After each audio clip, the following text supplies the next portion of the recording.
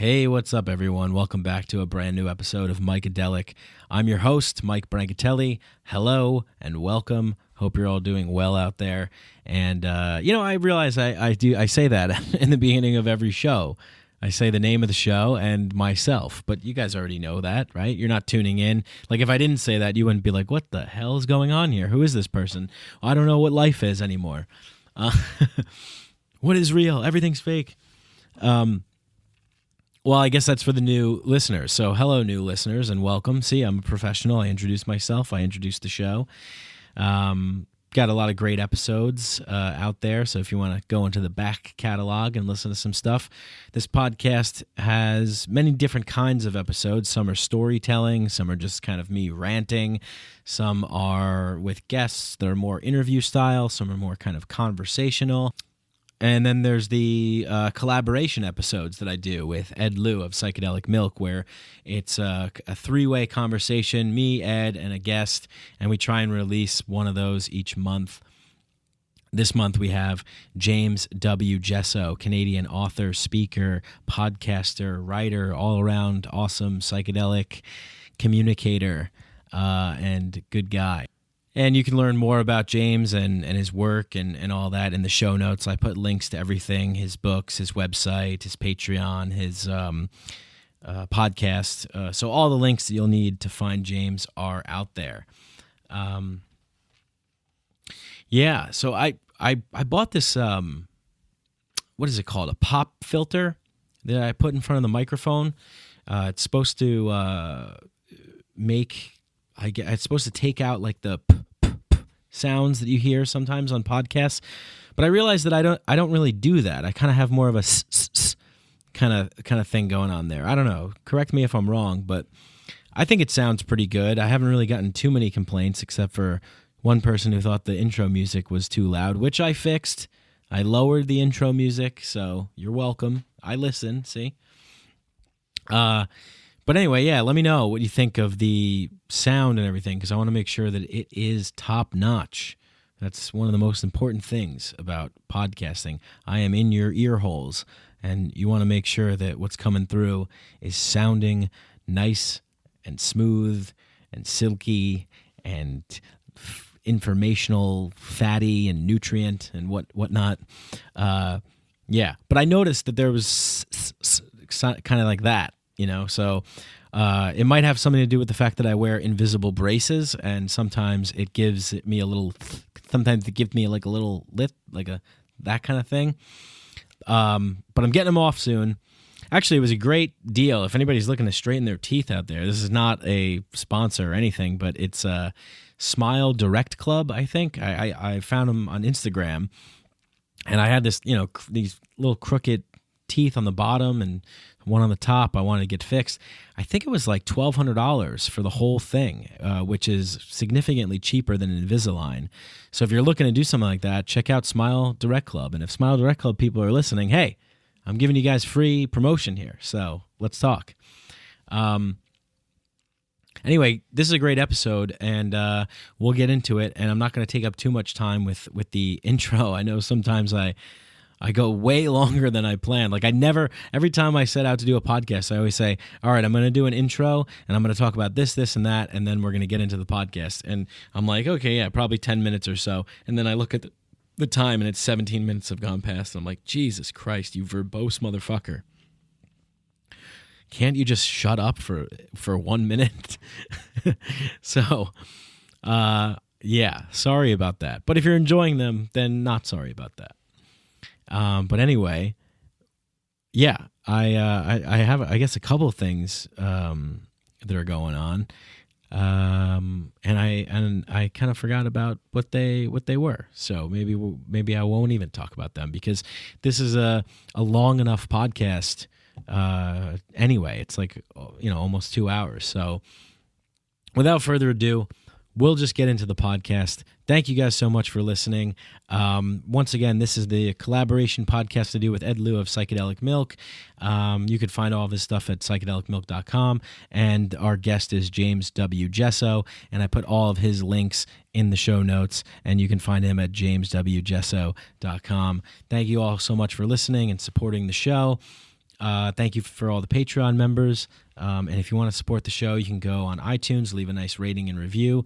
I think we have 63 five-star ratings and reviews right now. That's just huge. So thank you so much for that. And if you want to support the show on Patreon, you can go to Mike Brank. I'm sorry, you can go to patreon.com/Mike Brank. Okay, thank you very much. And without further ado, here's the conversation I had with Ed Liu of Psychedelic Milk and James W. Jesso, host of the podcast Adventures Through the Mind. Peace. Psychedelics are illegal not because a loving government is concerned that you may jump out of a third-story window. Psychedelics are illegal because they dissolve opinion structures and culturally laid down models of behavior and information processing. They open you up to the possibility that everything you know is wrong. We don't need new laws that control our consciousness and rigidly place it in a prison. Cognitive liberty. The fact that as adults, if we're not hurting anybody else, we should have the right to explore the contours of our own consciousness without any mediation or legislation on the part of somebody else. Reject authority. Authority is a lie. Or is it perception? Information is power, but we have to seize the opportunity. The opportunity.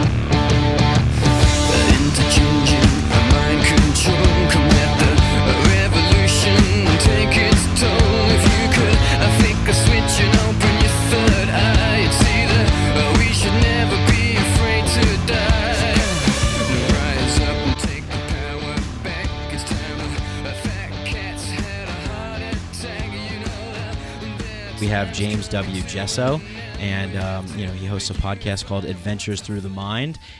You're the author of several books, Decomposing The Shadow, The True Light of Darkness, which is an awesome title there, True Light of Darkness, Soundscapes and Psychedelics, and you're also a speaker and I assume what else? A traveler of sorts, right? I've heard some of your appearances on other shows where you talked about some of your travels. So, yeah, excited to talk to you, man.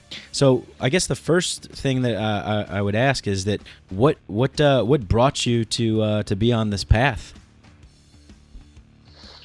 I've been reflecting on that a lot over the last couple of days, actually, as I'm in the process of kind of like updating and regenerating my whole Patreon situation, which might be another podcast shop talk later. Yeah. But I guess like the earliest sort of push was back in 2009, I believe, or maybe it was the end of 2008.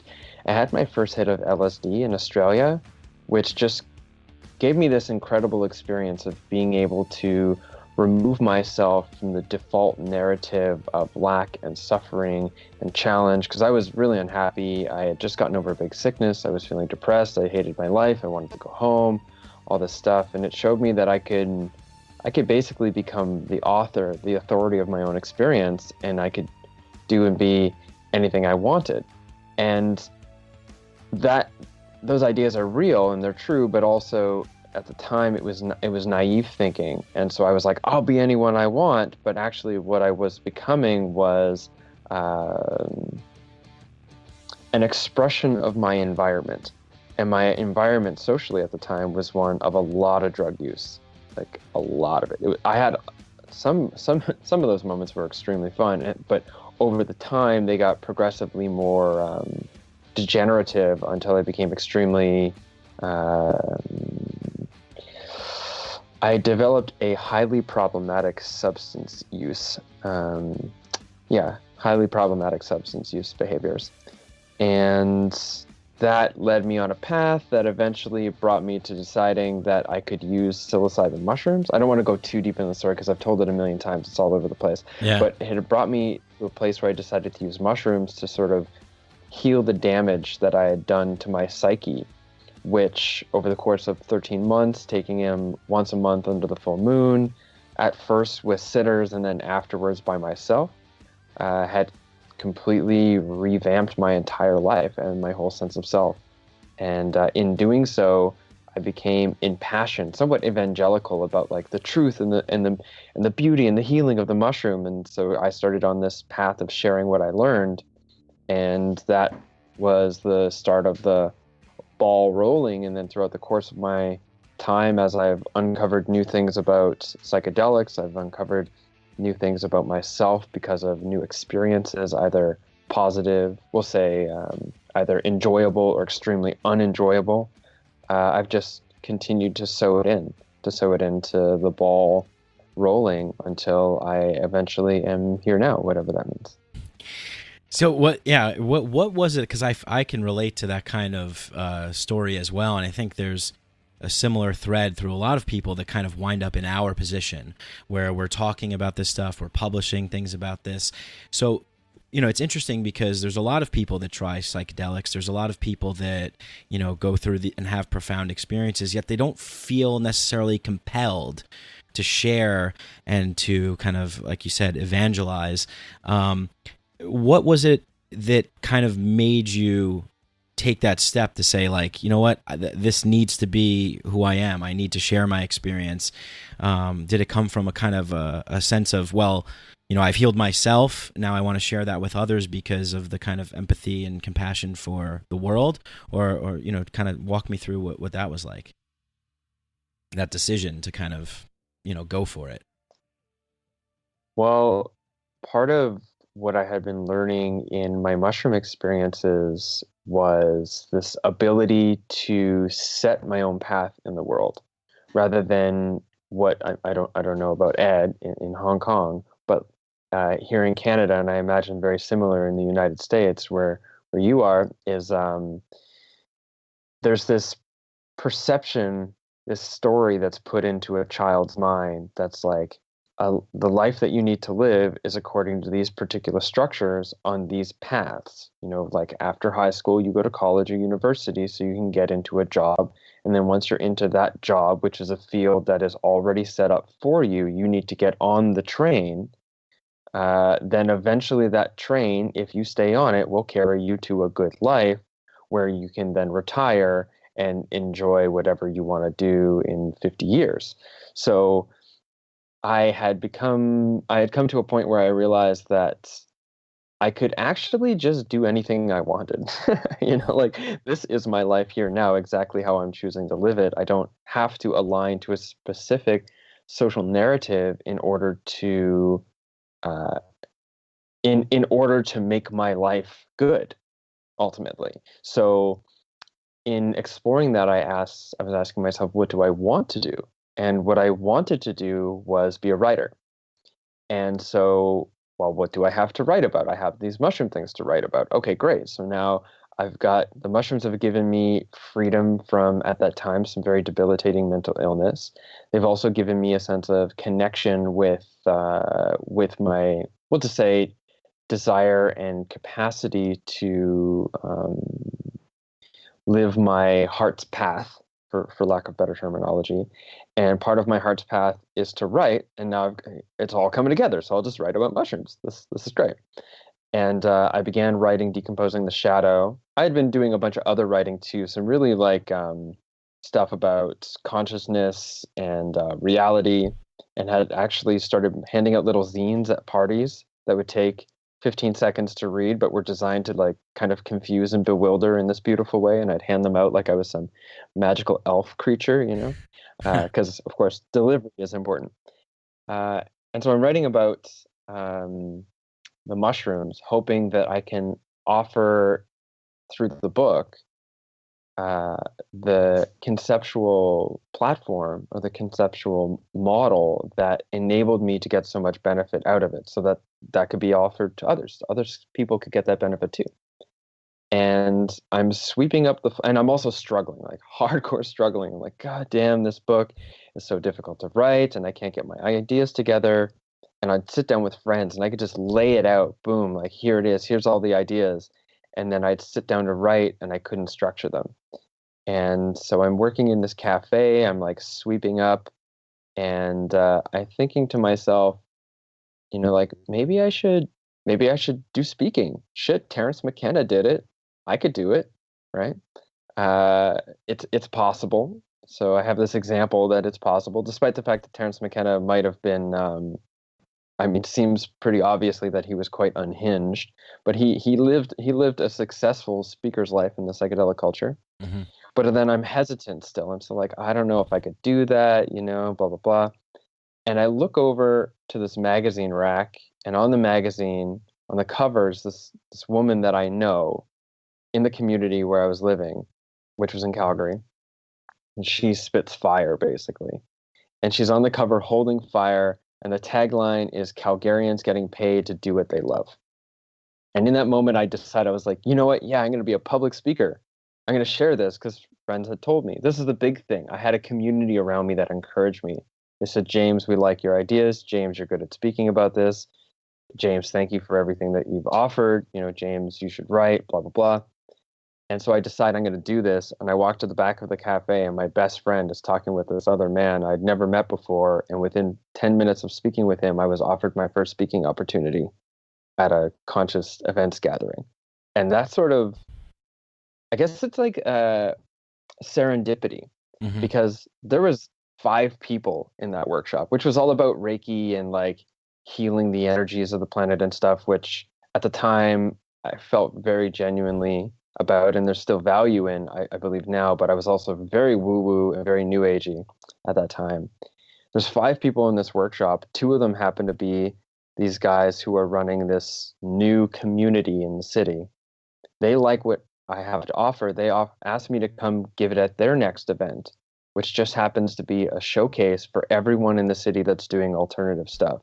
Green building, alternative technology, permaculture, yoga, healing centers, all these people. And I end up giving this talk in front of 40 community leaders in Calgary, which basically launches my career. I get involved with this organization, and we start building events. And that's kind of like started me on the path. It was like, yeah, I'm going to do it. And then, like Paulo Coelho says in The Alchemist, it's like the whole universe conspired in my favor. And I've just trusted in it from there. Wow. Yeah, that's amazing. It's amazing when you talk about, it's this like decision where you're like, I don't know, can I do this? Should I do this?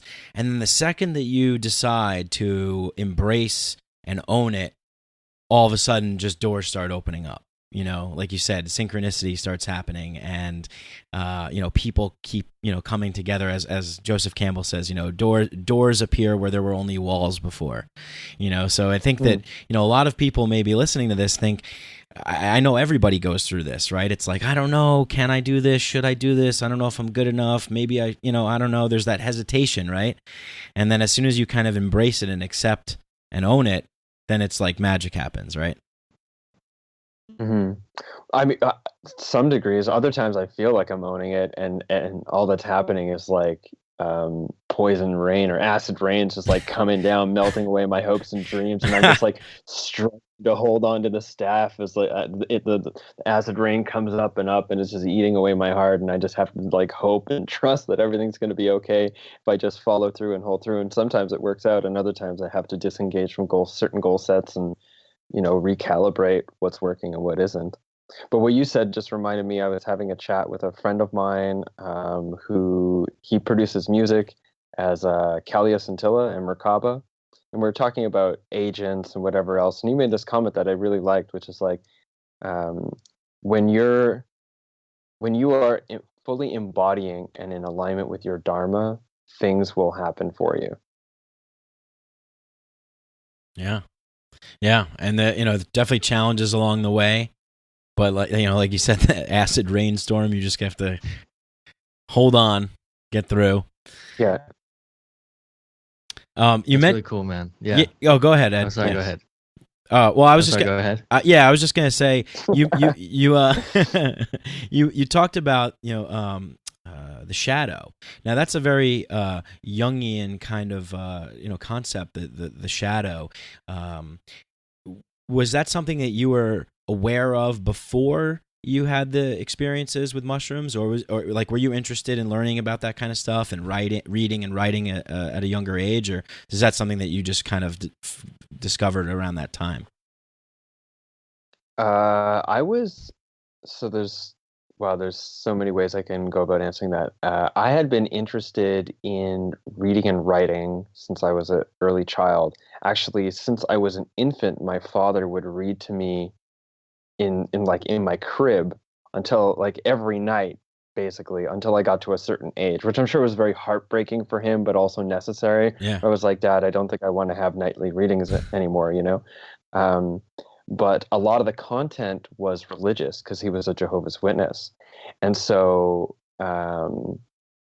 thinking about those types of ideas was in my mind. And so when I got to a certain age where I started to realize that, well, most of that is actually just total bullshit, you know, I ended up like then applying those same interests into different areas. Like I got into a lot of it I had gotten into was stuff about dreaming and then stuff about the mind. And then when I was 21, I started reading Jiddu Krishnamurti. And then when I was 23, I started reading Baba Ram Dass. And so um, my interest in thinking about those ideas and writing about those ideas was there. Also, one of the things that got me into eating drugs in the first place when I was in Australia was how interesting the experiences were. I was like, this is just so cool. Yeah. You know, so but then as for speaking about the shadow, did I have that knowledge before? Well, I was participating in a community of people who were all having this idea. I don't know if you guys had heard of the Evolver community. Oh yeah. I don't know where it's at now, but That's back in isn't 2000, that Daniel Pinchbeck's site, I think? I think it was his brainchild. I don't know if it's still his thing. I kind of stopped following it for a little while there. But yeah, I've heard of it, yeah. Yeah, and in 2011, 2012, the whole Evolver thing was huge, you know, with the whole like 2012 grand shift and stuff coming up. So I was in communication with a lot of people who were exploring these ideas. And so when I was writing Decomposing the Shadow, I was not only talking about my own ideas, but in order for me to communicate these, I'd say, transrational experiences that are very emotionally driven, I have to find some sort of language. And so I was very precocious. I just consumed so much different material, trying to figure out like what was going on, what was happening, and what it will help me to better understand it in a way that'll enable it to be more effective the next time.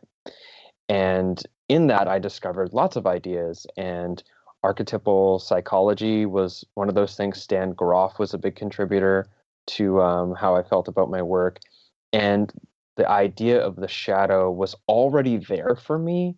And then I started learning about the original concept of it. And I was like, boom, this is it. Like, there it is. Somebody's already written all about it. I just have to like talk about where it fits in my ideas. And then I utilized that premise. But I also made it very clear in the book that I wasn't speaking about the Jungian shadow necessarily, or those types of archetypes necessarily, but utilizing that concept as like familiar terminology to express a different type of heuristic that's extremely similar but different. Nice. Yeah, I love that. I just want to say one thing, and then Ed, I'll let you jump in. Yeah, I really love that, because I think that, you know, for us, one of the things that I try and do a lot is kind of put a lot of this higher level stuff into my own language. So, you know, for people who are around our age, younger, can kind of, it's palatable for them and they can understand it. And I like that you kind of, you know, use that language and use those concepts to build your own thing. So that's cool. Thanks. Yeah, it's funny that you talk about your journey towards what you're doing now, and everything seemed like it clicked for you, and all the signs were pointing at the right direction for you to kind of go this way rather than keep working at that cafe or whatever. So it kind of makes me wonder sometimes if there is actually free will, or if there is a determined path that we're supposed to go on, because I was being interviewed by this other podcast the other day, and they asked me a question which made me wonder this exact question. And I told them, I don't even know what I ate for breakfast 2 weeks ago, or what I did 2 weeks ago, or what I did on, May 3rd. it seems like everything was kind of automatic in my day-to-day life, and it still is. Like tomorrow I'm going to wake up and probably do the same thing over again, like Groundhog Day, and then work towards some sort of ultimate goal. But along the way, that those processes is not conscious in a way. It's kind of like automatic. It's kind of like I'm just going with the flow and not thinking everything all the way through. I mean, when you go to the supermarket or when you take LSD or whatever you do, how hard do you really think about it? You know what I mean? And even when you're thinking about it, are you being influenced by your culture or your parents or society or, what your friends told you? So I want to get, kind of you guys' take on whether or not there is like a thing as free will, or is it determined? A lot of people like to say that, oh, it's both, it's like a sexy, politically correct answer. Oh, it's both, because we're swimming in a river and we have so much control in a canoe, on a raft. But ultimately, that river flows to the same ocean. But let's say there's a guy with a gun pointing at your head, wanting you to answer either or. Of course, there's not going to be a right answer, so you're not going to be shot for this. But what do you guys think, man? Like, if there's a gun to your head, a binary answer, free will or a determined path, what do you guys have to say? I guess Mike can go first. Can I defer to James first? Actually, that's a big question, man. Ed, you're throwing out the big guns early. Jeez. Okay. Of course, man. Let's get deep. You've asked me this before, and anyway, but yeah, I'll let James take a stab at it. Yeah, I wonder about this actually, and okay, wow, okay. I've been thinking about this quote recently, and what I'm about to repeat isn't the quote because I keep forgetting how it's actually said, so it's more like a paraphrase. And it's from Stephen Jenkinson, and something like, "The crucible of the meaning of your life is in how you wrestle with the way things are." And I personally believe that meaningfulness is something that we build, that we create, that it's not something inherent, although there's an inherent quality to things in the universe that, perceived through the human perceptual system, is received as meaning. So that it's both inherent to the universe, but also fully invented as meaning within the human being. So in thinking about this, I believe that to some degree there's free will, which is to say, to some degree, we have the autonomous capacity, or the capacity for an autonomous decision towards how we wrestle with the way things are. But then that decision is only the extent to which we can make that decision is determined by the contextual resources, which is the environment that we are in, the people that we're around. We'll say just our diet and habitat, where we are, what's in that environment, and then who's in that environment, and then what we eat, as literally as I mean that, what we eat, what we put into our body, what's in the food shed, what's in the watershed, both nutritionally and anti-nutritionally and toxically, but also information-wise, like what are we looking at on the internet?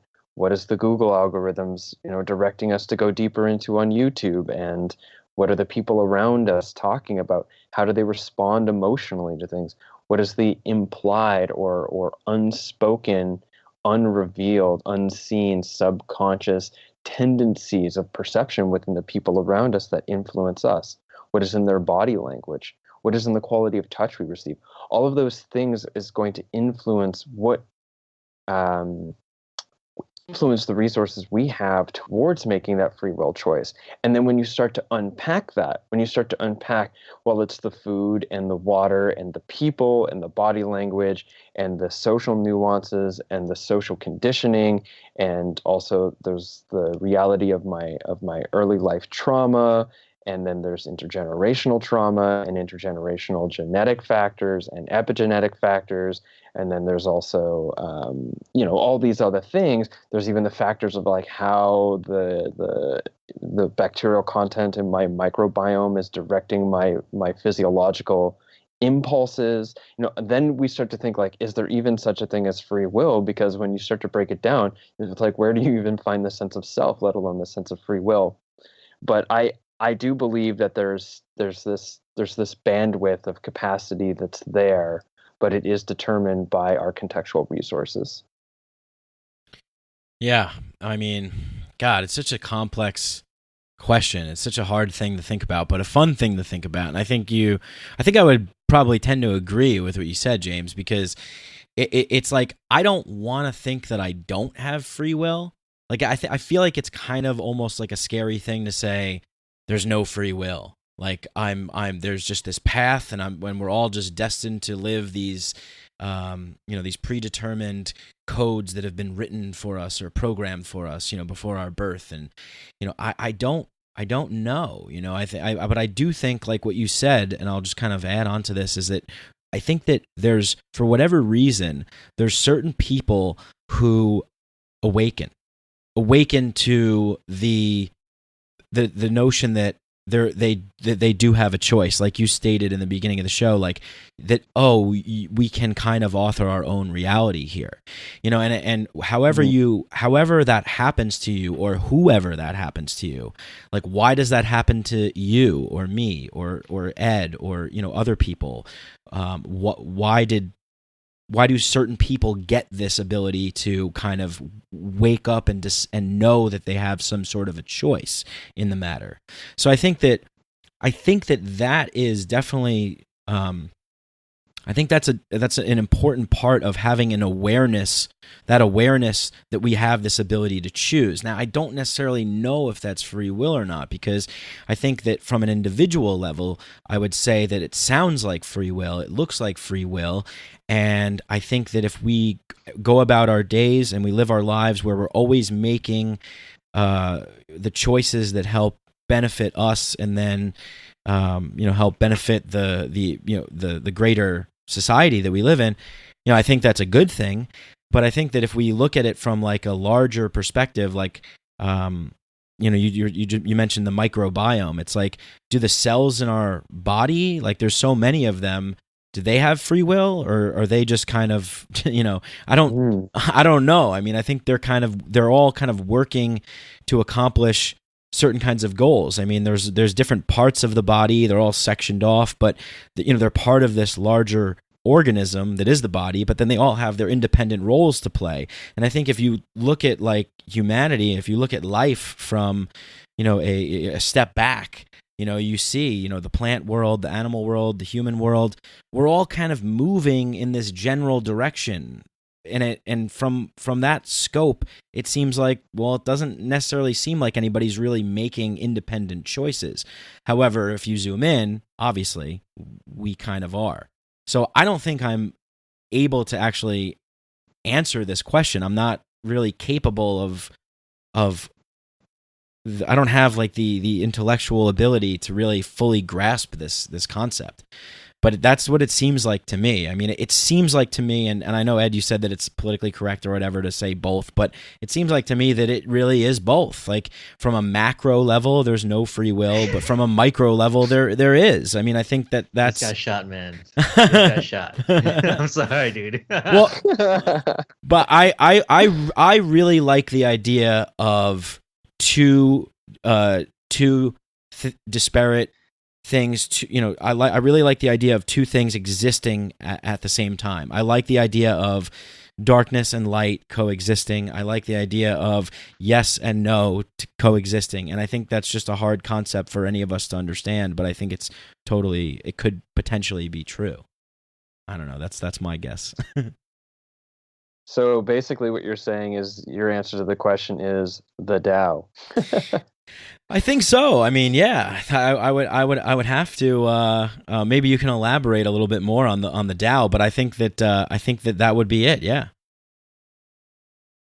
Mm-hmm. Well, the Tao is just like the force of harmonious paradox and the way things are, I guess. Yeah. Yes. But I'm not a Taoist, so I couldn't say 100%. That's just my interpretation in this moment. Yeah. So that's very interesting that you say that, Mike, because you being a anarchist that you are, Like you don't want any government, you don't want military. Correct me if I'm wrong here, right? You don't want any of those things influencing our lives. But yet there's this human condition of wanting this law and order, wanting chaos and order. We're always trying to achieve this balance between the state of complete chaos and a state of complete order. If it's complete chaos, it can't be like that because there's just too much freedom, there's too much chaotic energy. It's just haywire. If there's too much order, you get Adolf Hitler, Nazi Germany, or Karl Marx, or Kim Jong Un, and things like that.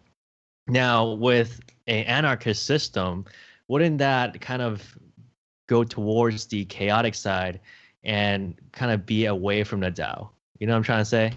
Yeah, I mean, it's not, there wouldn't necessarily be like a system, but yeah, I mean, I am very much a big believer in that we all own ourselves and that we should be free to make our own decisions. So, yeah, I don't really know. I don't know. I think that, I think this is one of the biggest questions of all time. I think this is something that people try and figure out. I mean, I think that there's a lot, like I definitely can look at the world and say, wow, there's a lot of dumb people out there. And look at like our culture, look at like pop culture and what's popular in the mainstream.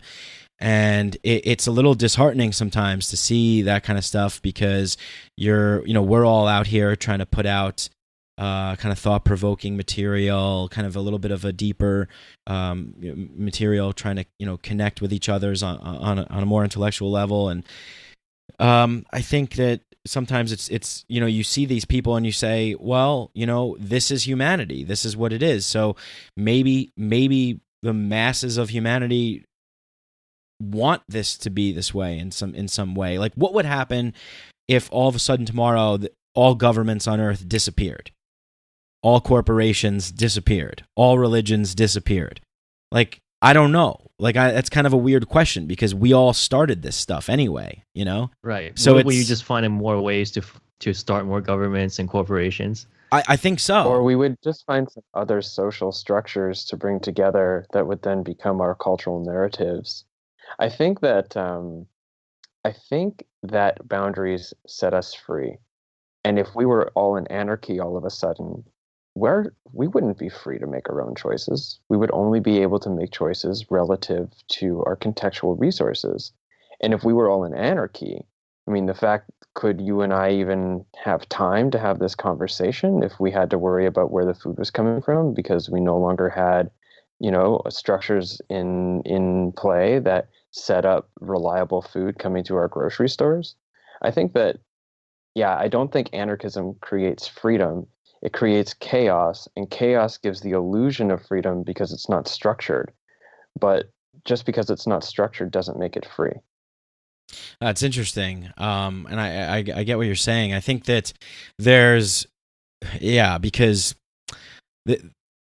I used to have this philosophy where it was like, well, if everybody could just understand kind of the basic principle of letting every individual have the right to their own, to have experiences onto themselves and the right to not be aggressed upon by any kind of outside agency or institution, that would be sort of like near a not I don't want to say the word utopian, but a better way of organizing society.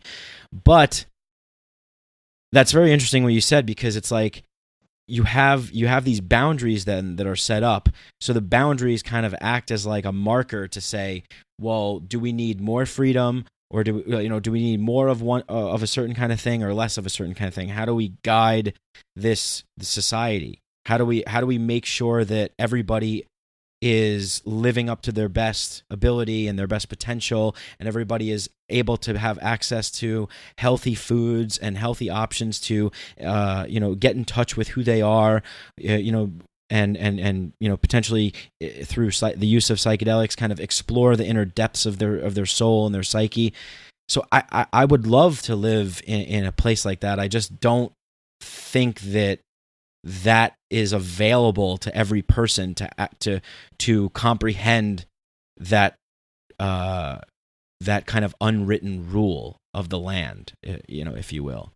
So does it need to be available to every person to take psychedelics? I think that I think that the freedom to choose needs to be available to every person. I think that would be a very this is a very interesting question, because I have been thinking about this a lot lately. I don't necessarily know if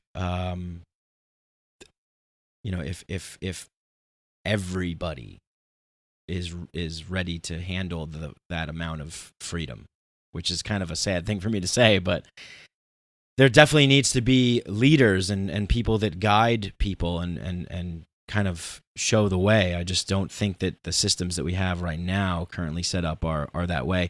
But having said that, I think that we're at a good transitionary period of time right now, where we're able to get on podcasts like this. We're able to talk about these things. We're seeing the rise of cryptocurrencies, and there's a decentralization of information, and it's being spread at a rapid rate where there's exponential change and innovation happening. But there's also this like dystopian threat, where it's like, whoa, shit could really go the other way. So this is a very interesting time right now, and it's definitely made me think a lot about this kind of anarchist utopian vision of my youth. So what do you think about that? Because you raised the question of, should everybody take psychedelics, or should everybody have access to them? And those are two separate questions. What do you think about that issue? Because there's a lot of people out there, psychedelic advocates, that want to drop them out of airplanes and things like that. And, that's a whole separate issue than just legalization and having the option to choose. What do you think about that? Are you asking me? Yes. I think the idea of dosing people without their permission is no better than rape, first and foremost, without their permission or their consent. I think the idea that the world will be fixed if everyone just takes psychedelics is foolish and backwards.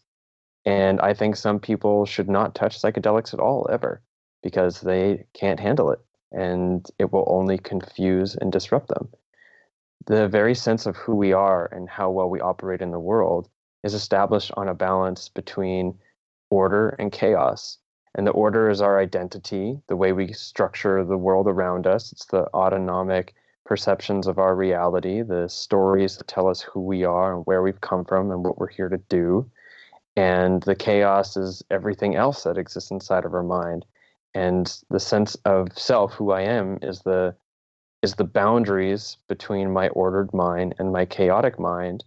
And for some people, they can let the walls down and let the chaos reign, restructure walls later, and become a more complex yet more coherent sense of self.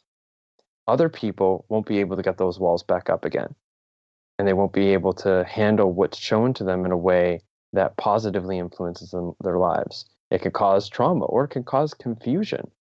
There's a lot of people out there in the psychedelic community that I believe are all, like, I'm not going to determine which one is or isn't, but I believe they live a very delusional perception of what's going on and what they're doing in their world. Think about the kind of people who walk around pretending to be shamans, when in reality they're just charlatans that are taking money and confusing people and manipulating other people with these wide-eyed ideas that maybe they got from too many ketamine experiences, but actually believe that they're like healing the planet by bringing all these people on board. And I just think it's unreasonable to think that everyone should take psychedelics. However, I do believe that everyone should have the right to choose, and to choose to use them however they choose to, if they choose to. But again, going back to that free will choice, why you would choose what you would choose, how you would choose to, and to what degree, and to what point is all influenced by how we're educated about them and the cultural environment, the atmosphere of our cultural environment. So, I mean, the reality is like every single one of us in North America has the choice to take psychedelics if we want to, right? It's not like North Korea, where it's actually extremely difficult to make that choice. It's fairly easy to make the choice to take illicit drugs in North America, right? But some of us don't choose to because of the cultural atmosphere, the fact that it's illegal or what have you. I do believe that the positive benefits that psychedelics can offer people, if more widely offered through some sort of social institution that enables people to do so without stigma, could have positive impact on our society as a whole. But not necessarily do I believe that everyone should take psychedelics. And I'm long over the idea that psychedelics are going to save the world, because psychedelics are not inherently benevolent, just like any molecule is not inherently benevolent or malevolent. It's just, they just simply are, and it's our relationships to it that determine whether or not they're good and bad, as Dennis McKenna says. So I don't know if that fully answers your question or addresses it, I mean. I'm satisfied. Mike, what do you have to say about that? I'm satisfied. I fully agree. I mean, yeah, it's like, you know, you're playing in the big leagues with this stuff. It's not you know, I've had my experiences of kind of fooling around, and you know, I remember particularly one that really changed my perception of what this whole psychedelic business was all about. I had this mushroom experience where I just did way too much, and it was in the wrong setting, and it was just, you know, this message that came through was, you know, I had this kind of vision of these little kind of like elfish Irish leprechaun type guys, and they were all like, you know, making fun of me, and they're like, oh, because I was like really like I was like, man, I really want to have a profound mushroom experience, and they like it like turned on me, and they were like making fun of me, like, oh, I want to have a profound experience, oh, like I think I'm so spiritual, ha ha ha ha. And then like I'm like, oh man, like, okay, the lesson from this is don't fool with this stuff. Like don't take 7 grams of mushrooms in your room, and you know, don't have like the wrong music playing, and just all the wrong intention is really what it was. You know, it's this, I think Cho Young Trungpa, you know, really explains it well with spiritual materialism, this grasping for this knowledge or this thing to kind of, you know, to possess it and to have it, like, oh, like I've achieved something here that I really, really wanted, but the idea of wanting that thing is incorrect. You know, it's kind of the relationship, like what you just said, James. It's more of a balanced kind of relationship, and it's not for everybody. But I do I like I'm a big fan of Game of Thrones, and I really like the Mother of Dragons, Daenerys Targaryen, when she says I don't want to just stop the wheel, I want to break the wheel. And I really kind of like that, because it's like, you know, when I look at like our human species, our civilization, it's like we are currently in this point where there's just this wheel kind of spinning, and you know, kids go to school, they get picked up on these buses, and they get shoved into these little brightly lit classrooms, and they get told this is the way things are, and there's this whole, like you said in the beginning of the show, like there's this whole plan that's like laid out. It's like, well, we could potentially change that plan, you know, with the kind of with more of a consciously infused attitude, with more connection to our community and to each other, to something that's a little bit more true, something that's a little bit more healthy, and something that's a little bit more connected to the mystery and the wonder of life and the planet and the cosmos and those sorts of things. And I think that if we were able to kind of make that happen at a young and develop these kinds of institutions and these kinds of groups that can help guide people to these settings from an early age, that we would definitely live in a more peaceful world, in a better world. I mean, I would like to think that, but yeah, I think it's all about that choice. Government structure. What's that? Yeah. I'm thinking I said which requires some form of governmental structure to set that up. Some kind of structure. I hear yeah. what you're saying. Yeah. Yeah, we need a total remapping of our value system. There you go. And we need to raise our kids better, more well-developed adults with better priorities, or better putting higher value on different things, like a higher value on community integrity and honesty and ecological integrity, rather than money and materialism, for example, or winning at all costs. Winning. Yeah. Winning. We win. That's what we do. We win.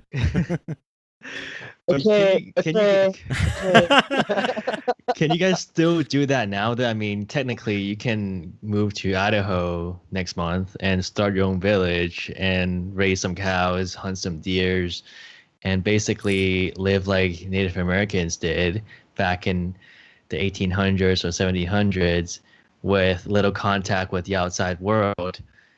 If you own your own land and things like that, I mean, land is relatively cheap there.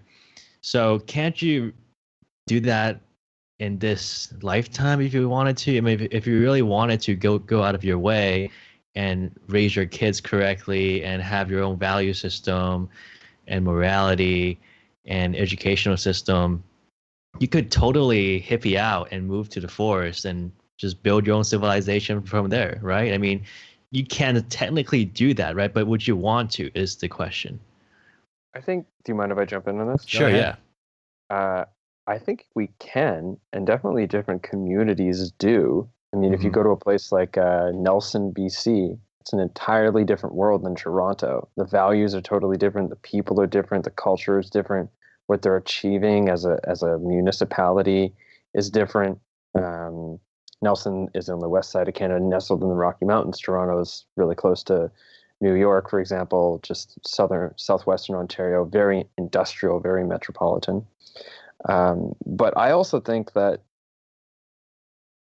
this is something else I'm really trying to think about, from the same guy I quoted earlier, Stephen Jenkinson, that it's really narcissistic to think that this life that I have been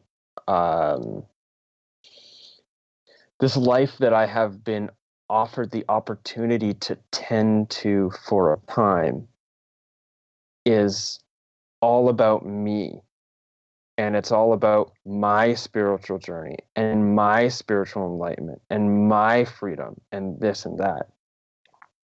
That actually, I feel like have been born into some sort of, each generation has its own, like a cultural, spiritual project, collective spiritual project that we're on. And this goes back to one of the first questions about why we do what we do. I guess to some degree, I mean, maybe you guys would agree with me that there's this sense that there's some sort of, maybe you wouldn't put it this way, but some sort of larger spiritual project that we're being called to participate in, or some larger project that our generation is being called to participate in at this time that is significant to the journey of all of mankind. Because right now we're such a globally interconnected community. Whatever we do, whatever gets movement on the internet is going to have an impact on the culture eventually. Like, for example, some of the TV commercials that are coming out right now and the advertisements that I'm seeing, some of them are getting super psychedelic. Why are they getting all psychedelic? Because that aesthetic is interesting to people, because psychedelics are interesting, right? And if we were to go, like a group of us would go move off into the woods, completely dissociate and disconnect, we might create a really beautiful culture in 1 or 2 generations if we can get over all the bullshit that we've been conditioned with that'll cause us to become very difficult to live with and to live together. Yeah, we could create something really beautiful, and it would be self-contained, and it would be constantly under threat from the encroachment of everything else that we've left, that we no longer contribute to the healing of. So I think that it is possible, and to some degree we have to. I mean, like, I need to take care of me, and I need to know that I am in alignment with what I believe, and that I am inspired to do what I do. And at the same time, I have to keep in mind that if that isn't in alignment with the truth of our unity and the truth that this is about more than just my stuff, what I want, then I'm doing a disservice to everyone who comes after me. Yeah. Mike? Ed.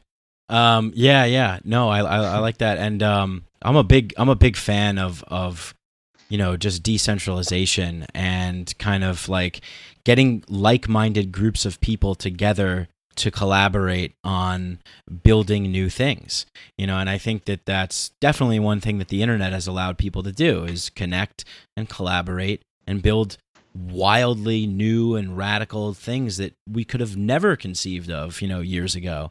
So I see so much potential in the world and potential in people. And I think that a large part of, I guess, why I do what I do is because I feel like I've experienced suffering at the hands of a society that I was born into, in where I feel as if the leaders of the society did not do their responsibility to usher in the next generation of human beings into the truth of existence. Okay, hey, welcome children. This is the world. This is what we're capable of. This is what we do. Instead, it's not a give mentality. It's a take mentality. It's getting people sick so they can get hooked on meds. It's this whole I win, you lose mentality. And so It's traumatizing.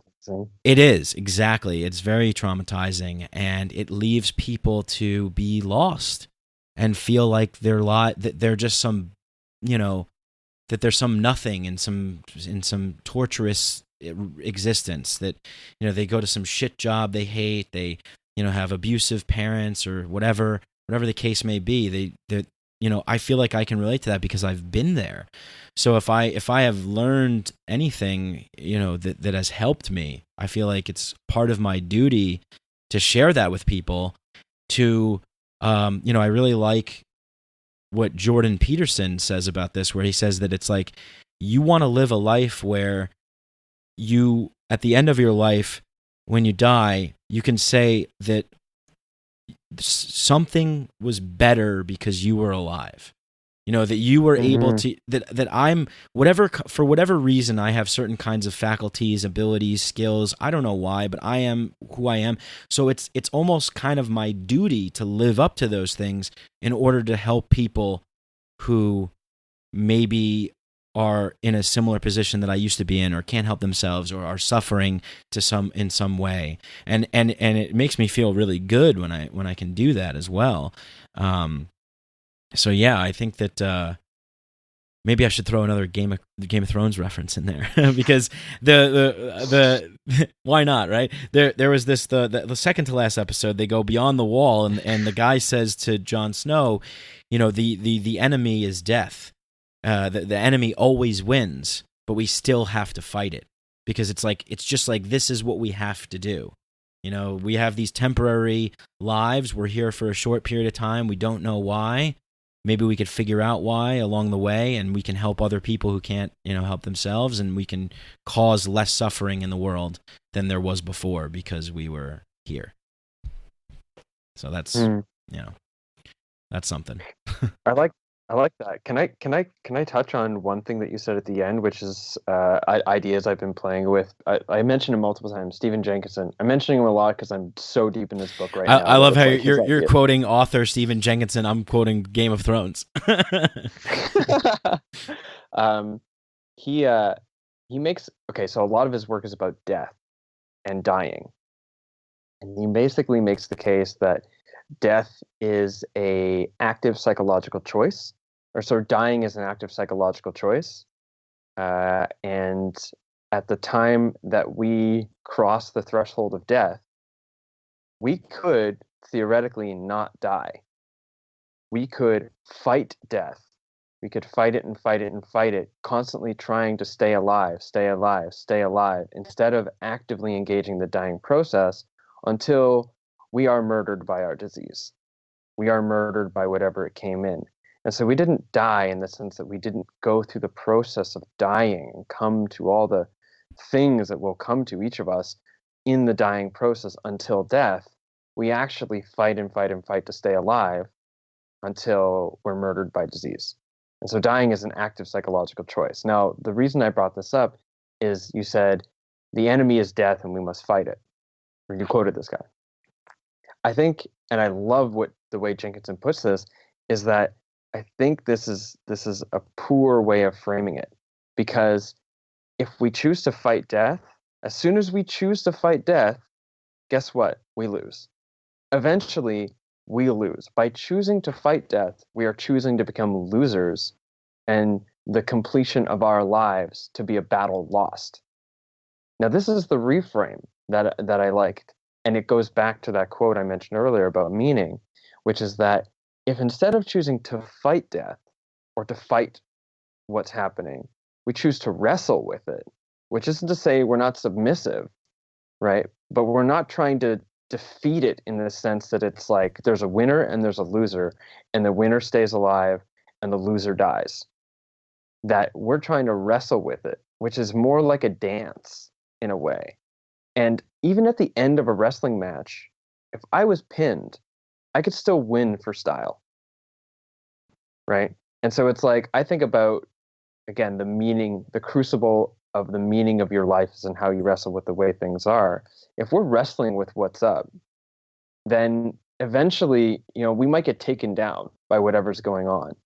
But that doesn't necessarily mean that we've lost. And so we might live our entire lives wrestling with the way things are and ultimately die because we couldn't make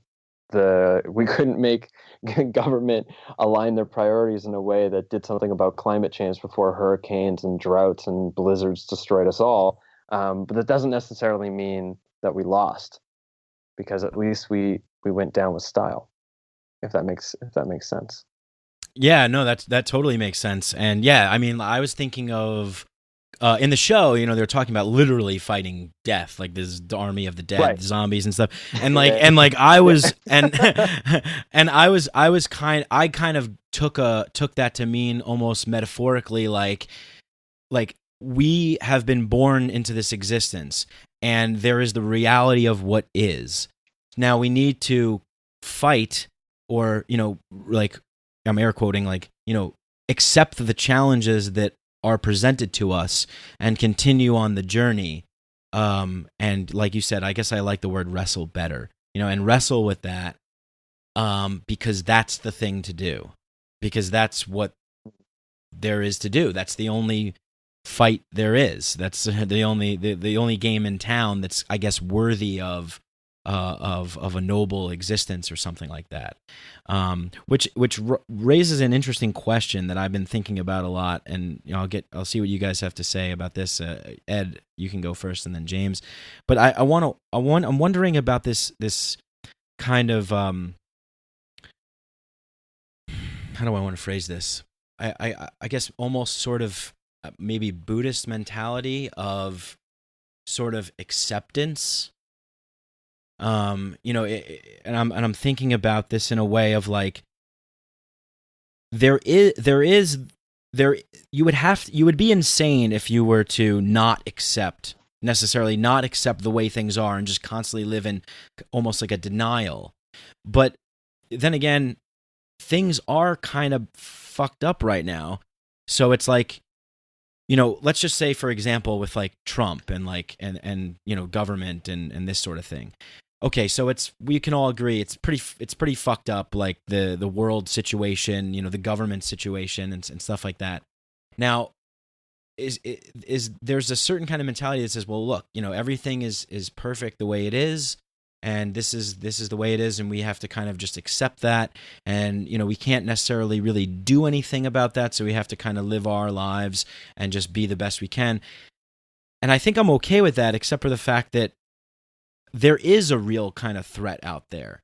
So I think that maybe do we have to stand up against and oppose the threat? Do we have to really do something like that? Like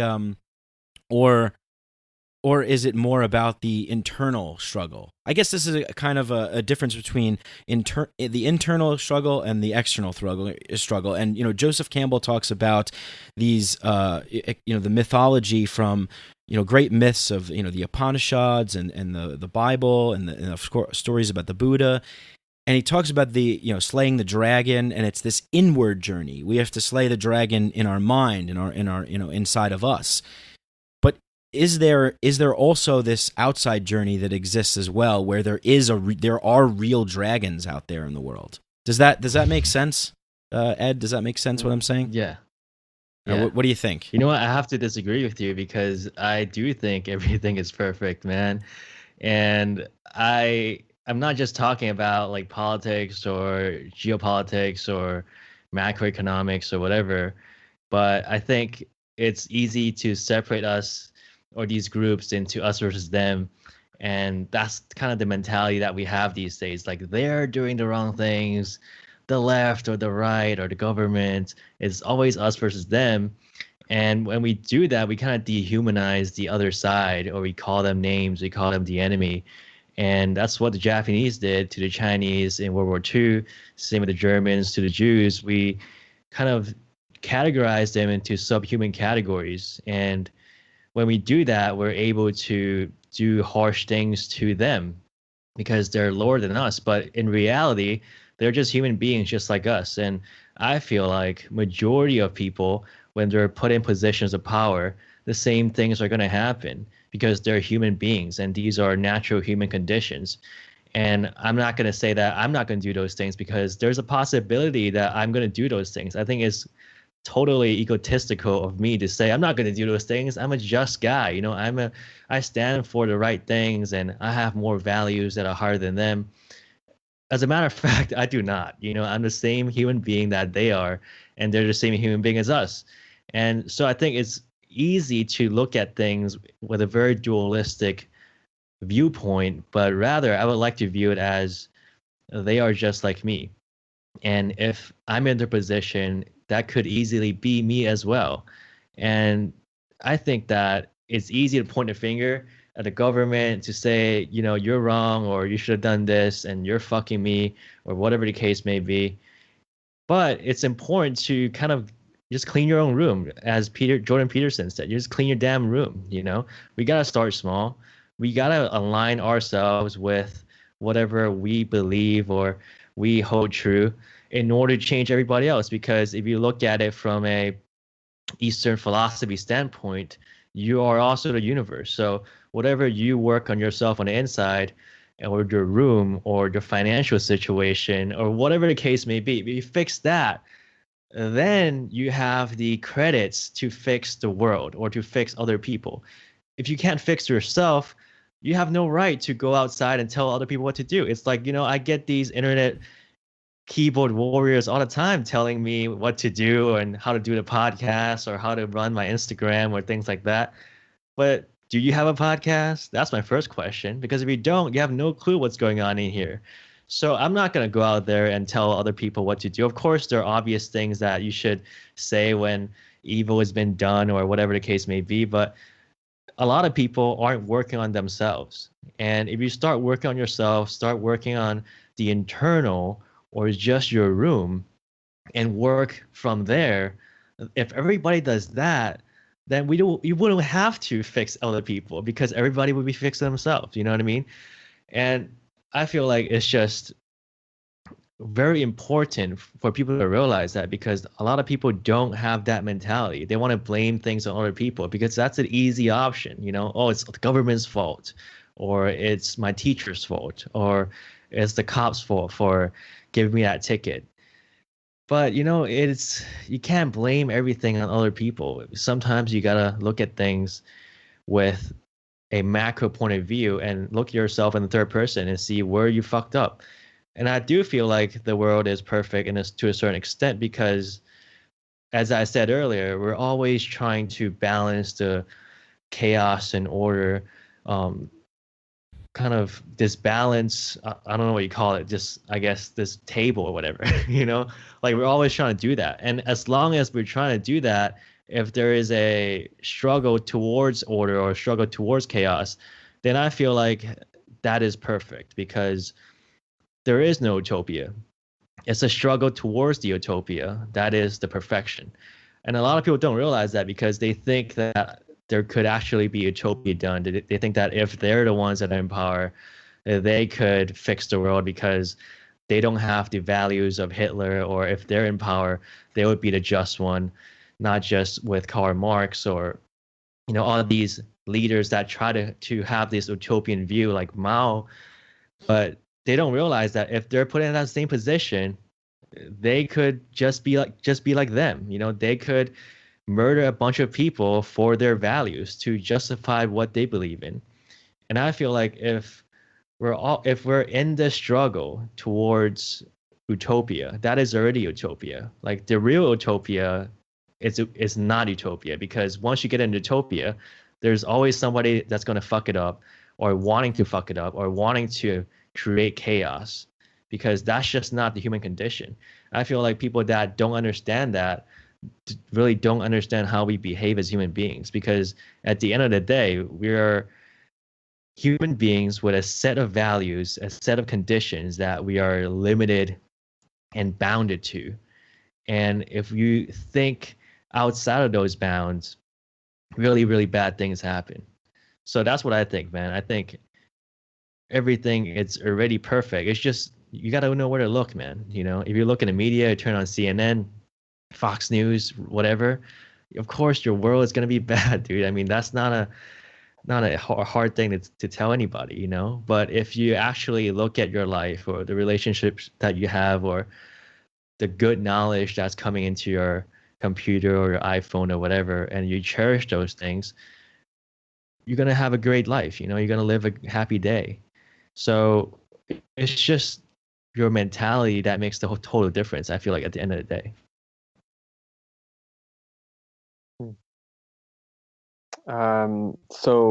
It's my turn. Is it my turn? Yes. I actually, Ed, I agree with a lot of what you said there. I'm at odds with a couple of it. But in the second part, you kind of had two parts. There was like the acceptance and personal work, and then there was resistance and struggle. And the second part coming in, I was like, oh yeah, okay, so there we are. But there was felt like a bit of a disconnect. And in me, what I hear is like, yeah, everything is perfect. Everything is like, what is that? I think it might be Trungpa is saying that like everything is basically good because it is, and so it has basic goodness. And I also believe that a lot of the issues that we're facing in this world, we wouldn't be facing if people took more time to clean their rooms, to heal and work with themselves. And I think that it's actually quite irresponsible. I'll use another Jordan Peterson quote, since you guys both brought him up, that you have a bunch of young, naive, and self-righteous ideologues pushing for a social agenda without having any actual self-knowledge of who they are and why they care about what they care about from like a deep place of like what traumas inform them and how much their trauma informs how they show up in the world. And so, yeah, I believe that there's a lot of good work that needs to be done on the inside. I also believe that there are different realms of the human psyche. I like to call them, I got this from Robert Augustus Masters, and I like to call it the three arenas of the self, or the three arenas of personal development. And one of them is this personal place of like taking care of oneself, keeping your room clean. And then the other one is the interpersonal. And that's how we show up to the people around us, our relationship to each other, to society, to the community, to our civilization as a whole. And then the last one is transpersonal, which is like our relationship to, say, spirit or the divine or God or whatever. But all of these need to develop in order, or not in order, in harmony with each other. And when one becomes overdeveloped, the other one becomes underdeveloped and undercuts the development of the self. So if we have a lot of people that are like, if everyone's just working on themselves, but nobody's engaging in the community in a way that struggles against the way things are, because if we all start doing our personal work, that's great. It's not going to stop the systems that are currently in power that are just like a freight train headed towards a cliff, right? That's not going to stop that if we're all just working on ourselves. We need to take action towards what we want to see. And when, just like, I think about as well spiritual bypassing, and a lot of the times I think spiritual traditions that are and the philosophies that are established for monasticism, they're established for people to go off and completely dissociate from society completely dissociate from everything and just be on their like independent spiritual dissociation path can be used to bypass from the responsibilities of being alive in a community and in a society. And so the idea of like surrender and acceptance to what is because it is and it's perfect, this only goes so far, because at a certain point we have to resist. At a certain point we have to say, no, I don't want martial law. And if I can employ whatever powers I have to stop that, I'm going to. Maybe it's voting. I don't know what the setup is in Hong Kong, but in Canada we have the illusion of a democracy. In the United States we have the illusion of democracy, but it's something. It's something. I think it's kind of an opiate for the masses, but that's a different point. But at some point I need to resist. I could take the path where someone approaches me on the street and they want my wallet, they want to beat me up, they want to whatever, they want to move beyond my consent, they want to assault me. And I could totally take the acceptance route and say like, sure, here's my wallet, here's this, here's that. And if someone tried to mug me or ask for my wallet, I'd give them my wallet, obviously. But if they wanted to beat me up, at some point I would resist. At some point I would say, no, you're not. No, you can't. No, I won't. And I think that's important. And then these spiritual practices that are based in monasticism can be employed to evade the responsibility of taking action to resist. Now, I'm not for, let's make this clear to CSIS and the NSA, who are, watching everything that we do, that I'm not advocating for like mass resistance or like violent arms or anything. But at some point, if it becomes abundantly obvious to you that you don't believe in something and you don't want it to happen in your community, in your space, in your world, then you have to do something about it. No amount of sitting in your room and like praying for the capacity to accept, to surrender, and then hoping for a better world is going to do a goddamn thing. Really. I think that's naive thinking. There needs to be action. However, how we show up to that action, what actions we take, and the effectiveness of those actions towards achieving our desired outcome will be determined by how well we know ourselves, and thus how well we can interact under a state of threat, under a state of resistance in that space, because we might end up just making the problems worse. Like you were saying, Ed, like we've got basically this whole well, you had mentioned this, I'm going to take it to my own place. We have this regressive left movement that's calling everyone Nazis if they don't agree with their extremely limited and narrow-minded ideas of how we're supposed to live our lives and how we're supposed to speak and show up to the world.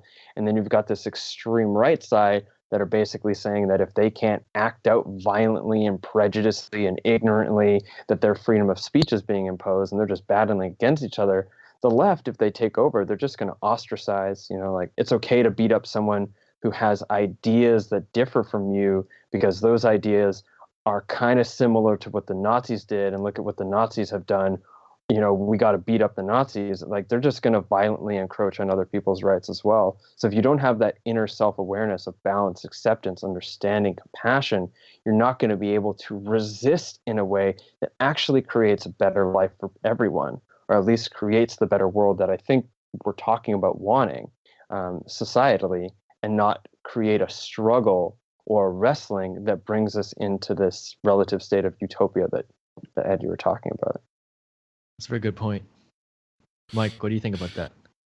Excellent. Yeah, totally. I agree. I think that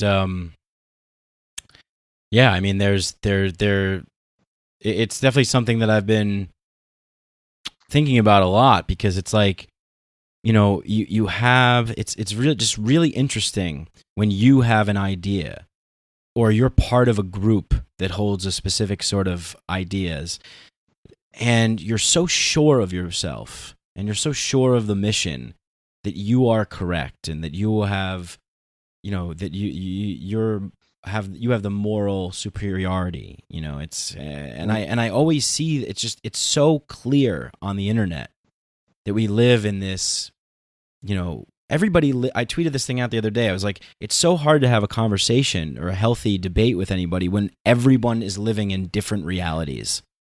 It's like we all now have the capacity to tune our frequency into whatever sort of thing that we're interested in. There's so many niche groups and activities and interests and communities that can be found and that people can join, and the ability to everybody wants to have some sort of meaning and purpose in their life. Everybody wants to be a part of something, and I think that sometimes we can get blinded when we're in these groups. You mentioned like the regressive left where they call everybody Nazis, and it's like, I can see how being on that side, you could think that I'm on the righteous side of things because I am opposing the evil in the world. And, but I think that it definitely births its opposite extreme to counteract that. Whichever, these extremes are very similar, the left and the right. They're very similar in that they so passionately believe in their thing as the thing. And, I just don't think there is any one the thing. I think that I would like to see people kind of strive to accept that there is a diversity of things and that we can respect each other with our different ways of existing and potentially coexisting. But yeah, I mean, I guess I was the one that initially kind of posed the question of like what we can do. And I think that, definitely improving ourselves is one thing, but I think getting together, finding the others and creating the world that we want to see, and saying no, just say no, just say no to, to anybody that wants to, take away the goodness of the world and of humanity and suck our souls from us, whether it be, and I think a lot of it has to do with these institutions that we create, and it gets back to this kind of chaos order thing. It's like, we want to have order. We don't want to have too much order. We don't want to have too much chaos. We want to have that kind of in between. Although it's like, our humanity, we build these institutions, we build this framework and these systems that wind up becoming bigger than the individual, and then we wind up serving them rather than them serving us, in the way that we have intended them to be. I kind of equate it to this, like, humanity is kind of plagued with this Frankenstein monster kind of thing, where it's like, we have these amazing minds where we can invent things and we can do magical, wonderful things with science and all this stuff. We can really build tremendous structures. What did not tremendous structures. We can build these great things. But what happens is we wind up assuming the collective mind of the group of the institution, and then the institution becomes larger than the people. And I think that's a real problem. And this happens with ideas as well, the ideologies of the left and the ideologies of the right. They become so attached to these concepts that are bigger than the kind of real purpose that they should be serving to better the individual and to better the society and to better the species. I think it's also beautiful to have the extreme left and also the extreme right. You can kind of see them going to battle, and you're not part of the fight. It's beautiful to see, man, because they're all fighting for their cause and their side, and somehow they reach some kind of equilibrium. And if you're a normal person by any stretch of the imagination and you look at either side, you're not going to align yourself with either side, and you're going to put yourself in the center of those things. And it kind of wakes people up to the fact that, hey, I'm not extreme left. I'm not calling people Nazis. They're crazy. Or I'm not a KKK member. I'm not extreme right. So it kind of puts you into this reality check where you know where you stand, instead of having some Kim Jong-un agenda where there is no extreme left or extreme right. There is just extreme Kim Jong-un, and that's all you're going to get is monotone. I think it's beautiful to have different symphonies playing together, because you're going to have these conflicts to make a solution. If you have one tone like Adolf Hitler or Kim Jong-un or Karl Marx, that's all you're going to get.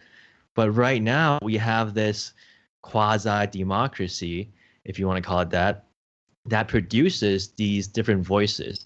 And as long as these different voices have a place to speak, and you have the mind, you have the freedom to determine what's good or what's wrong and what's right for you, I think that's beautiful. I don't think you should force any ideology onto anybody, just like you shouldn't force feed psychedelics onto any person, period. And with religion, with politics, with different philosophies, you should have the right to choose. It's all determined on who you are as a personality. I think going back to the question before, with whether an action or non-action, it all determines on who you are and what your personality is. And that goes back to whether you have free will or not. But let's look at Rosa Parks. Let's look at Martin Luther King. Let's look at Malcolm X. Let's look at different political or social activists and how they conducted themselves, either with action or non-action. Look, or Gandhi. They all achieved the same goal or was trying to achieve the same goal, but they all did it in their own different ways. So I don't think, for people that are wondering, okay, well, you guys had some great points, but what should I do? Should I do action? Should I resist? Should I not do anything? What should I do? Well, that determines on who you are and how you are raised and what you believe and what you find the most comfortable, because everybody's going to be different. You tell me to do nothing when somebody's beating me up, I'm going to tell you you're crazy. But there's somebody out there that's going to like that idea. You know, there's some pacifists out there that's really not going to strike back. And that might be Gandhi, you know, and look what Gandhi did. So it really determines what you do is really determined by who you are, I think. And also, I feel like having these different ideologies to pick from within a certain country, it's a beautiful thing, man, because in other countries, you don't get that. In my country, you don't get that. So you guys might be thinking, oh, wow, like it's so corrupt, they're so crazy, it's so chaotic with the left, the right, the middle, libertarian, Democrat, Republican, the Green Party, and whatever they have in Canada. You know, there's too much things going on, you know? It's like, what should I do? Well, you know what, man? In China, there's only one. So you don't get that much options. You get one. So it's beautiful to have that many choices. But you got to educate yourself. You got to know what you want. You got to know who you are. And that's where the internal work comes in.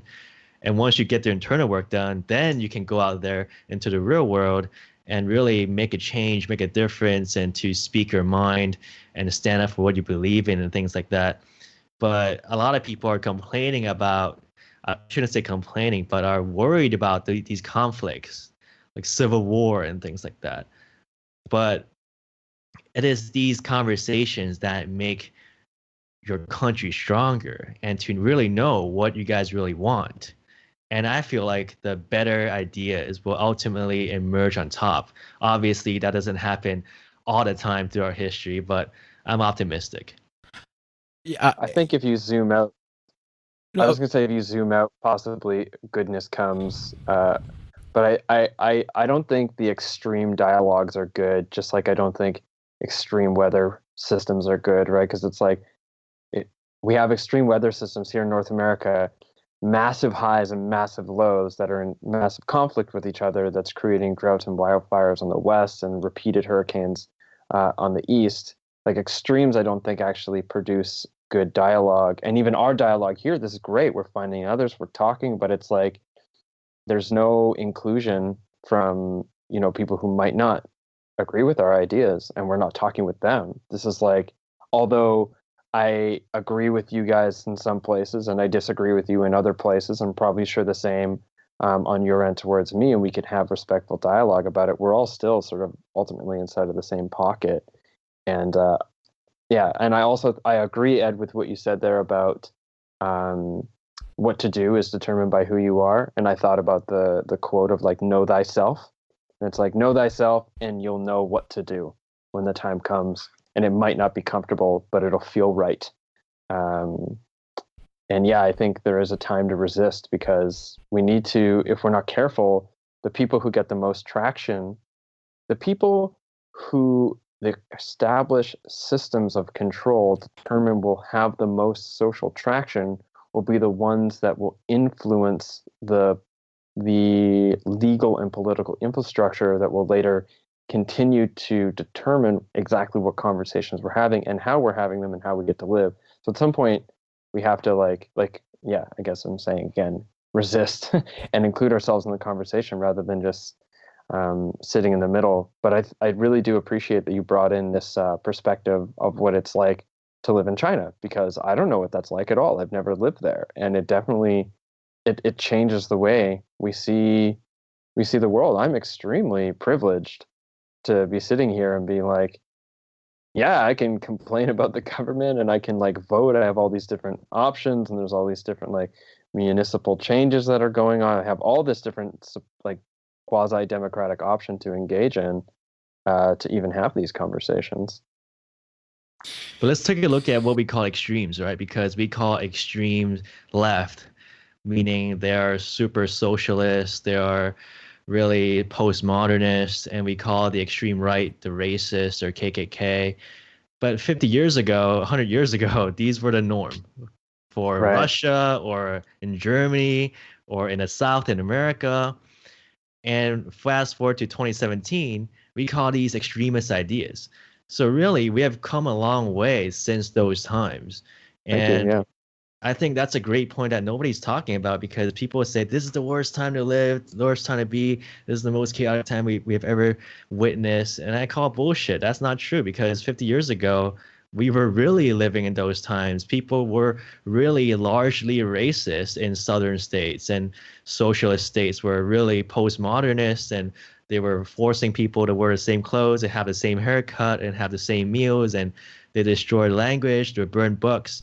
But now we call these really extremist ideas, and we frown upon those things. And that shows how far we've come. And I don't think that this is just relevant in our bubble. I think if you go outside and talk to a normal person today, they would agree with you as well. You know, I think this is the mainstream that we're in now. I mean, Donald Trump didn't disavow the white nationalists fast enough, and we are so mad at him about that. But I mean, 50 years ago, FDR was imprisoning Japanese people in imprisonment camps, you know? So we've really come a long way. And I think as a collective, we're slowly but surely moving more and more towards the, I guess, better side.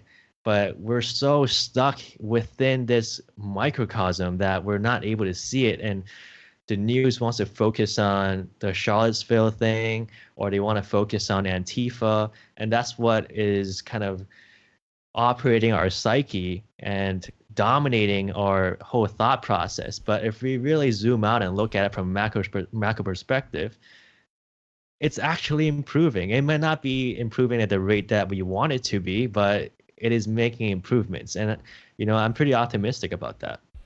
Mm-hmm. Was it like violent crime is at its all-time low? Right. That's true. You're less likely to be murdered by another individual than any other time in history. So that we are living in good times and peaceful times, I think. It's interesting because like we have as we grow and, you know, experience what we get to see windows into other people's lives, like you know, Ed in Hong Kong, and like our consciousness, or this collective consciousness is experiencing itself, you know, having these subjective experiences through us, and we are then knowing ourself, so to speak, through connecting with others and seeing what their lives are like, and their culture is like, and their language is like, and you know, the way the norms and the rules and the traditions and all those sorts of things. And so there's this massive, I think, kind of, you know, awakening that's slowly happening because we are really knowing each other. We're knowing it, and along with that, there's going to be fighting. There's going to be squabbling.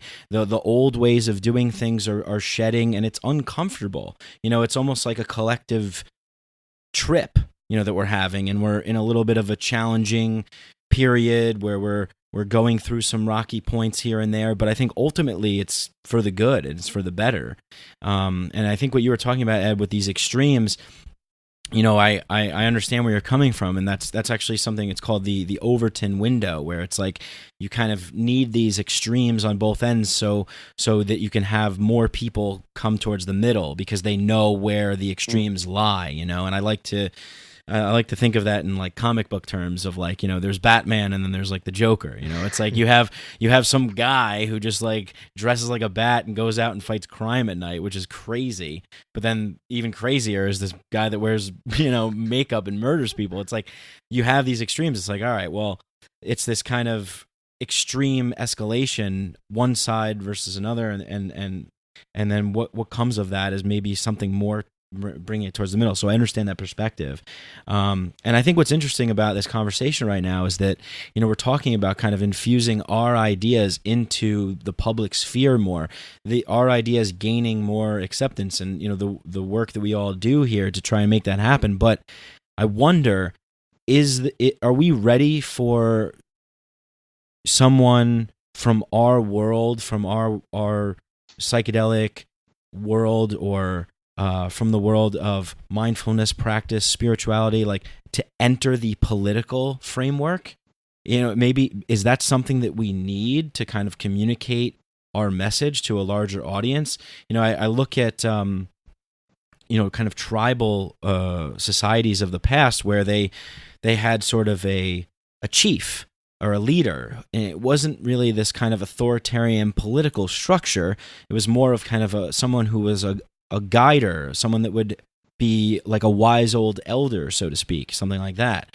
And I see that there's like a separation, right? It's like, here's politics over here. This is, we're talking, and what is politics other than just how to organize society, how to take care of people, that sort of thing. So you have that. Well, I mean, it's supposed to be that, but it's, people getting ripped off, lining their pockets with, big money, taking advantage of people, that sort of thing. So it's supposed to be this thing. So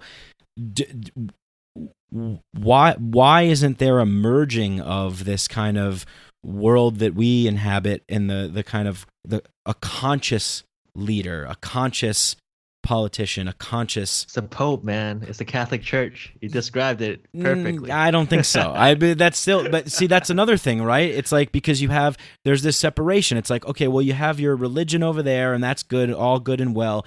We'll give the Pope lip service, but we're not going to abide by the rules of Catholicism. The government sure doesn't do that. Just pays them lip service.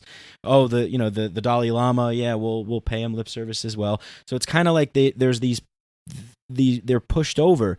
There's no integration into the larger mass, because I mean, right now I would say that like the culture of fear and is being pushed out by the media and by the politicians, and I think that they're like really kind of grasping at straws because they're trying to do whatever they can to remain in power, to remain the authorities that people look to have the answers, but they don't have them. They fail over and over again. There's the pollution and all this kind of stuff. That just everything is wrong, and so it seems to me like maybe we need somebody to enter into that arena and I don't know if we're necessarily ready to handle that, though. Could we handle a person who is running for office up at a podium talking about kind of the things that we're talking about now?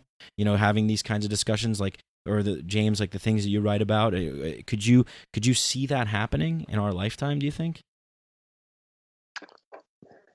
It's difficult to say, because sometimes I feel like getting into the systems of power as they are almost counterintuitive to this type of conversation in a way, because in order to affect any real change, you need to have a greater understanding of societal infrastructure as it is, but it's such a massive subject that in order to learn enough about it to become an effective leader at that level of power and control, you have to overinvest in understanding of the system and underinvest in the type of understanding that we believe would be important to crafting good counsel as a leader.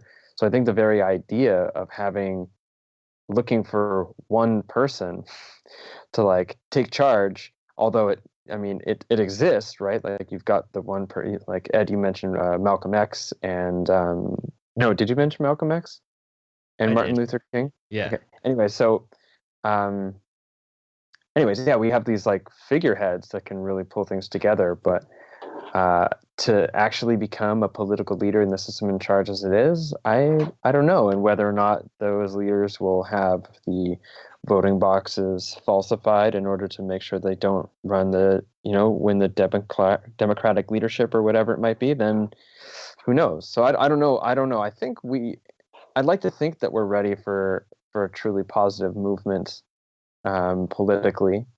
It looks like it, but at the same time, I'm a little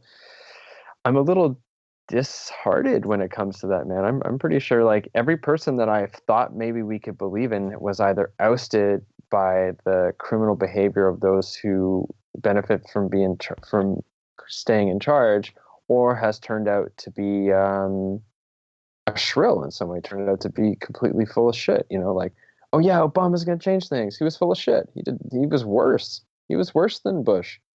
Because like we actually trusted that he knew that he was a good guy, so we didn't criticize him as much. He got away with even more shit. Justin Trudeau, it's like, okay, we don't want Stephen Harper anymore. Let's get Trudeau in. Like he's gonna help us. He's a asshole. He's not helping us really. He's just like he's just doing lip service to the media. He's like, and he's a handsome bastard though. He is. I mean, yeah. Like I wouldn't kick him out of bed for bad breath or whatever, but like. I'm just not sure I can trust in anyone anymore that might come up to power, even if they appear to have my values on the surface. Like for example, if Dennis McKenna decided, like, okay, I'm gonna run for political office, would the world be ready for his sort of wisdom and leadership? I don't know. I just threw him out there. He just came to the top of my head. I'm not. To tell you the truth, I'm not, because. Just because we listen to those people in podcasts or speeches doesn't mean they know how to run 300 million people or whatever. Mm-hmm. It doesn't translate to that. Their social values will align with ours. Right. And, obviously we have a lot of issues that we have to fix and solve. And, Dennis, he's a really intellectual person, but does he have that capacity to handle all the monsters in the swamp in DC? Does he have the mental energy to stay up all night and to run the country and to tackle the problems of nuclear arms with North Korea? I really doubt that. And, sitting here talking to you guys, we all have disagreements with each other, but we're mostly aligned with our ideologies. And with Dennis McKenna, that's the same. I listen to him on podcasts, and he has a lot of radical ideas that I would disagree on. And I'm just not sure if, people like that are capable of running a country. I mean, just because you have hold on one second. Values doesn't mean that you can run a country, right? Yeah, I just want to interrupt you 1 second, Ed, because I want to just make clear. It's like what I'm suggesting more is of the level of attention that someone would get for running for political office. Like right now, it seems that politics is so in everybody's face. Everybody's paying attention to it now. It just seems like, ever since the election, and everybody's really it's popular.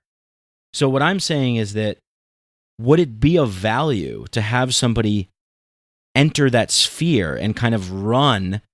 Maybe not win, but just have that as like a bully pulpit. Publicity. Just to get the message out there, just to kind of maybe... I think you had that, right? With like Bernie Sanders and Ron Paul and things like that. Sure. I mean, look where they turned out, right? Yeah, sure. Well, we have it here in Canada with the leader of the Green Party, Elizabeth May, but the Green Party never gets enough seats because the media plays them down as just being like there you go, yeah. The hippie party or whatever. I think... And I've actually had on one of my shows a guy named Sebastian Job out of Australia, and we talked about the importance of political leaders coming in to do counsel with entheogens, with psychedelics of some sort. And I would be pretty interested to see somebody of actual spiritual maturity holding space for political leaders to journey psychedelics together. As much as I am not always in alignment with Mr. Graham Hancock and his views in the world, I do like his idea that our politicians should have an entheogenic experience. I don't think it should be ayahuasca, but I'm not like a member of the ayahuasca religion or the ayahuasca cults. which it seems like certain big name speakers are. I'm not in that, and I respect it. It's a beautiful medicine. I have no negative no negative views of anyone who's involved in that religion, but at the same time, it's like not necessarily ayahuasca, but any number of spiritually meaningful entheogenic experiences held as a community, with the intention being not only personal work, but to explore and better understand challenges that are emerging, in political office. Yeah. I think that's an interesting idea, but I also think that there's a lot of people that are psychonauts, but are just kind of all over their place. You know what I mean? Like they're the last people that you want to be running for office. So I'm talking political people, like right, very established, very educated, like career politicians, also having space held for them by someone who's an experienced guide, or, for lack of better terminology, shaman. Yeah, that would be cool. Like, idea, hey, we have this option available for you. You know, it's got maybe a rite of initiation into public office. Like you know, you can't really lead unless you kind of go on a journey of self-discovery or something like that. And we'll hold a space for some kind of ceremony or psychedelic use or breath work or whatever it is. But some sort of something like that to happen. Yeah, for sure. I definitely like that. Justin Trudeau. Yeah, like if Justin Trudeau actually respects the Indigenous culture and wants to pay them appropriate reverence for their role here, I'd like to see him go on a 4-day spirit quest. I'd love to see you go without food or water for 4 days. Yeah. And then I'd love to see you in a sweat lodge. If you respect it, why don't you have the elders invite you into a sweat lodge? Earn your place in that community and let it influence you, I love it, yeah. Also, guys, getting a little tight on time here for me. I don't know if you have any way that you'd like to wrap up, or any last things that you want to put in. I was just about to say we're heading on almost 2 hours, which is very long, and I appreciate the time that you spent with us, James. I think it's been a pretty fascinating conversation. Let's just wrap up by just talking a little bit about what you have going on. I mean, you're doing the podcast, you have these books out, you're speaking. Have anything coming up? Anything you like to plug, or just kind of talk about some things that you're getting into now? For sure. I just want to quick point out that I feel very aware that, Ed, you were about to say something at the end there. I'm sorry your final thoughts on that were it's fine. cut off. So right now I am running I have 3 primary things that I'm working with online. I've got writing, I've got videos, YouTube videos, and podcasts, which are also on YouTube. And I want to continue to do that, basically. Sorry, it's such a huge shift of gears right now. I'm like, whoa, how do I go into like slow-mo brain all of a sudden from this like deep political philosophical discussion? Everything that you might find from me for your listeners out there is at jameswjesso.com. The website's called Adventures to the Mind, and it's a catalog of all of this work. In fact, this interview will be on that website as one of the posts. And you can connect with me there or on social media, which is everything at James W. Jesso.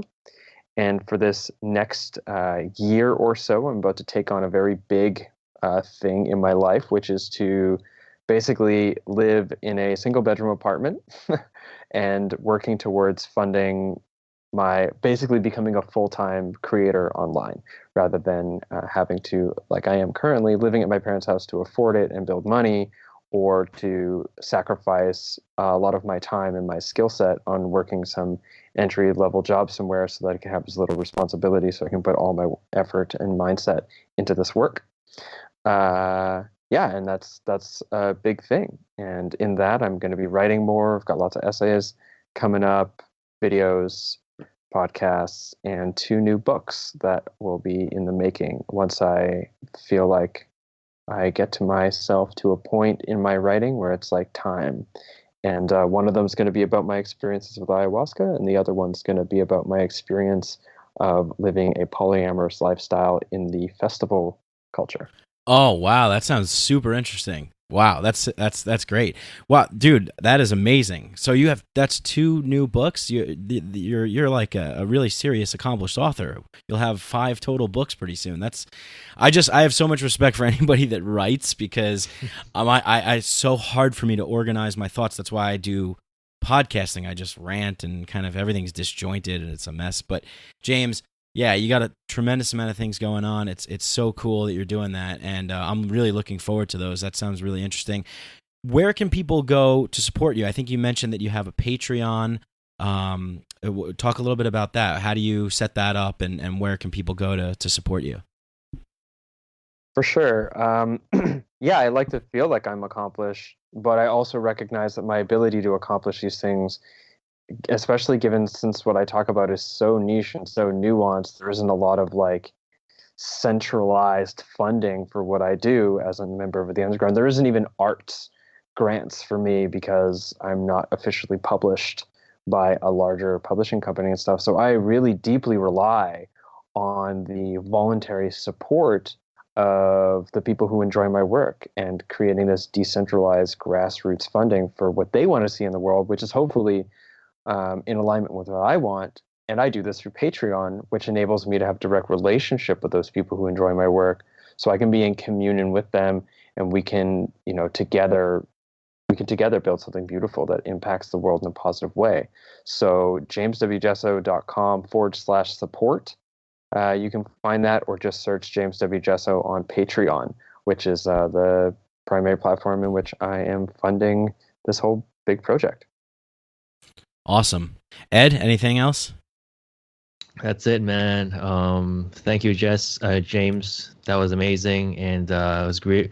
Really cool to get your perspective on a lot of things that me and Mike usually talk about. And yeah, it was great to have you on, and I'm sure this won't be the last time. So thank you, and nice. It was great to meet you.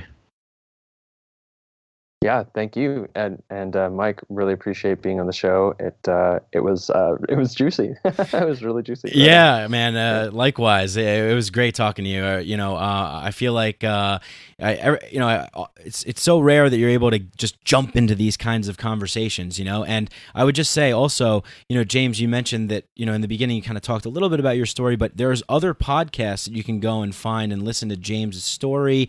You can read the stuff on his website. So go find out, because you're a tremendously interesting dude, and you have some wonderfully intelligent things to say, and it was a pleasure having you on. So let's do it again sometime in the future.